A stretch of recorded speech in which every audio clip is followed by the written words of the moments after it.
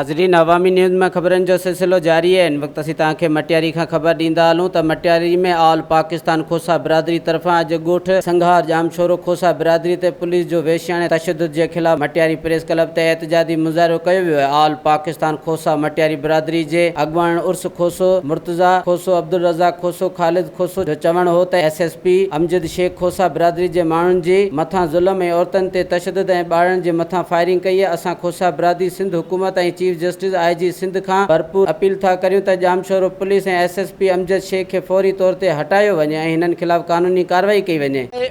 खानोठ luck ॻोठ आहे संगार खोसो, ज़िलो जामशोरे में खोसनि जे ॻोठ ते अमजद शेख अमलो वठी जेको औरतुनि ऐं नंढनि मासूम ॿारनि ते सिधियूं गोलियूं हलायूं आहिनि, उन्हनि जी असीं सख़्तु लफ़्ज़नि में मज़म्मत अदा कयूं। रहबरे सिंध साईं GM साहिब जा पोइ लॻ उते पहुता आहिनि। असीं मज़लूम सिंधी माण्हुनि ऐं खोसनि सां गॾु आहियूं। उते असांजो डॉक्टर नियाज़ कालाणी पहुतो आहे, जस कम वारनि हिन खोसा भाउरनि लाइ बाक़ाइदे कैंप लॻाई आहे। असीं इन्हनि सभिनी शयुनि जी मज़म्मत था कयूं त खोसनि सां इंसाफ़ कयो, न त ॿी सूरत में सॼी सिंध में। ज़िलो जामशोरो, तालुको मांझंद, ॻोठ सिंगार खोसो में जामशोर जो SP अमजद शेख जेका उते कार्रवाई कई आहे ऐं उते मासूम बच्चनि खे गोलियुनि जो काज बनायो आहे ऐं 22 घर खे पट कयो आहे। उन घर में 2 मासूम नंढड़ा ॿार असांजा शहीद थी विया आहिनि ऐं उते काफ़ी माली जानी नुक़सानु थियो आहे।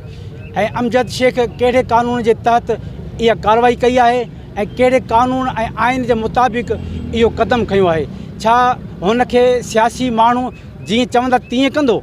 छा ही बर्मा आहे, छा ही फ़लस्तीन आहे, छा ही कश्मीर आहे? हीअ असांजी सिंध आहे, हीअ पर अमन सिंध आहे। असांखे पर अमन रहणो ॾिनो वञे। असां इज़त वारा माण्हू आहियूं, असांखे इज़त सां रहियो वञे। हीअ SP बदमाश जेको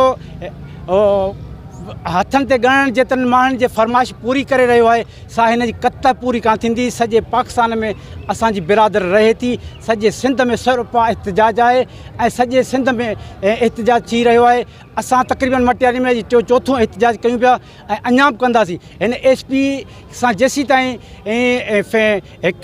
अदालत या पंहिंजो अहिला इख़्तियारियूं हिनखे जांच जे हेठि इंसाफ़ जी कटड़ी में न आणींदा, तेसीं ताईं असीं माठ करे न वेहंदासीं। संगार खोसो में जामशोरो ज़िले में जंहिं बदमाशी अमजद शेख जेका बदमाशी कई आहे, असां हुनखे क़तन नामंज़ूर था करियूं ऐं अहिला इख़्तियारनि खां इहो असां अपील था करियूं त अमजद शेख खे फौरी तौर ते हटायो वञे, मासूमनि ते ज़ुल्म करणु बंदि कयो वञे। हुननि जेके मासूमनि ते हुते गोलियूं हलायूं आहिनि ऐं औरतुनि ते ज़ुल्म कया आहिनि ऐं न को लेडीज़ पुलिस आंदी वई आहे हुते, उन्हनि खे मर्द पुलिस वठी विया आहिनि गेले गाॾियुनि में खणी। इन्हनि जी असां पुरज़ोर मज़म्मत कयूं था ऐं असां सिंध में सरापा एहतजाज आहियूं ऐं ओसि ताईं एहतजाज हलंदो असांजो जेसि ताईं अमजद शेख खे कटेरे में न आणींदासीं ऐं फौरी तौर ते असांजी अपील आहे त अमजद शेख खे हटायो वञे। महिरबानी।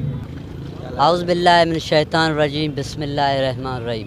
जीअं त असां पाण शागिर्द आहियूं ऐं ॻोठ संगार खोसे जे ॻोठ में बाक़ाइदे पुलिस रेड करे सरियाम ओपनली गोलियूं हलायूं, जंहिंमें असांजा स्टूडेंट बाक़ाइदे ज़ख़्मी थिया ऐं कुझु मुआ बि आहिनि ऐं इहा नाइंसाफ़ी आहे। We will never accept it and we request high officers they must action खणनि ऐं असां इंसाफ़ कयो वञे।